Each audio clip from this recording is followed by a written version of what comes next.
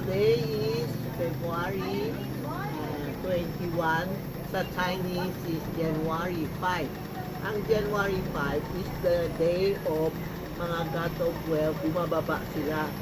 Lahat na God of Well, birthday nila.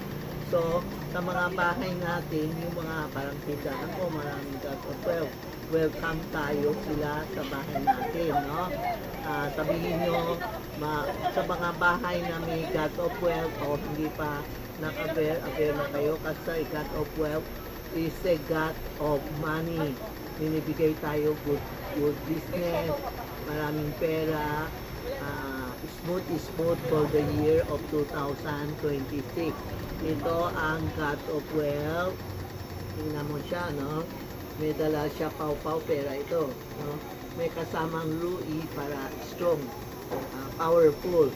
Tingnan mo mukha nila, napakasarap tingin mo.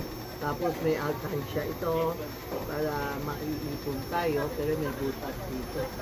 Ako naman, pag nilalagay ko, hindi ko na inaalin. Everyday, bigay mo siya.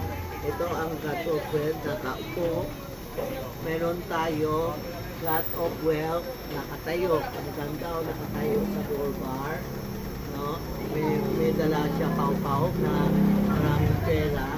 Tapos ito ang Louis niya. More powerful, na may pera. Masarap tawa niya. Naka-gold bar siya. No?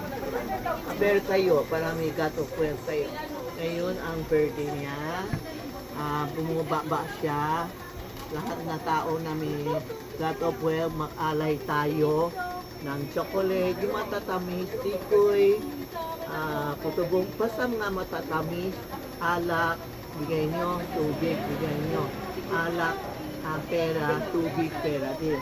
Meron tayong ho-ho-ho, pwede siya ikot, siya din God of Wealth, masaya siya, aware nyo sa bahay, pwede natin alisin, separate display.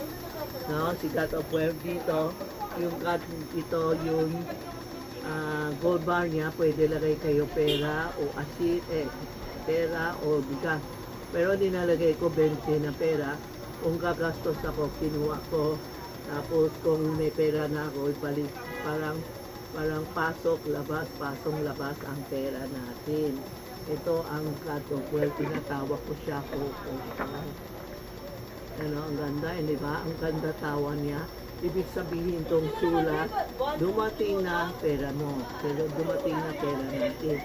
Ito naman si Ho-Ho-Ho, nakaupo siya sa isda. Isda is abundant, pera is smooth. Kaya bukas na bibig niya, pwede natin lalagay ng pera. Parang bigay natin pera, yung maiipon ang pera natin, is smooth po. Ito si Ho-Ho-Ho.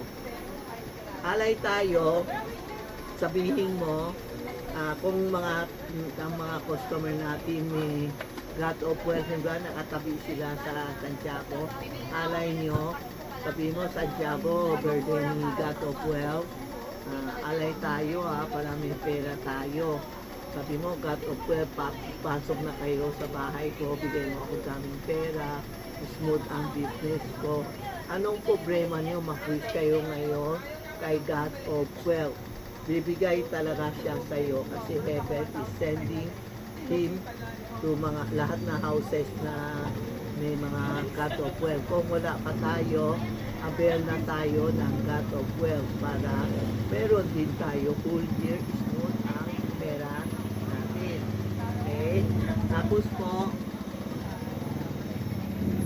ito yon prosperity basket.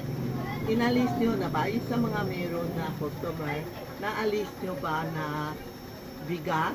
Pwede na alisin, pwede na iloto, himay-himay, ngayon kunti, bukas kunti, susunod kunti.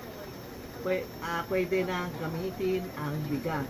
Sa mga hindi pa na-avail ng prosper. Pwede repeat may nagtatanong.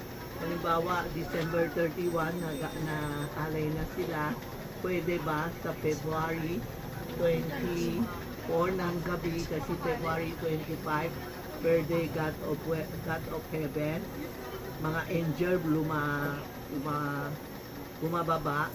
pwede pa tayo alay isang beses kung hindi pa kayo nakontento o may kulang. Pwede pa tayo alay sa February 24 ng midnight kasi February 25, God of Heaven, makikita mo sa daan lahat na Chinese na kapula pumupunta sa simbahan, magpaypay, magdasal, no? Kung sino pa wala, aware na kayo, kunti na din stock ko. February 24 ng gabi, makaalay tayo. February 25, ang God of Heaven birthday. Tapos, pwede kayo din maglalagay ng prutas, chocolate, hikoy, sa lahat na basta matamis yan ang gusto niya, no? Repeat tayo, no? Na makalay tayo sa mga say natin, sa mga may experience na o na-experience kayo, anong maganda, anong hindi, i-text nyo si Tita Maxi, send mo messenger ko, mag-share tayo ng experience natin. Parang last, buhay pa mister ko, nakalay ako, naglagay ako ng kandila kasi God of Wealth, God of Heaven birthday, may isang kandila. Tapos may alak ako alay, may alay ako tea. Tapos sabi ng mister, nakatapos sa alay, alauna na. Natatako din kandila, baka masunog, kaya binantay ko. Sabi ng mister ko, itulog ka na. Alauna na. Sabi ko, hindi pa sila tapos nakain. Alam mo, pinadinig niya sa aming dalawa, naktos sila. Ibig sabihin, kumakain pa sila, kaya nadinig ko yung toast.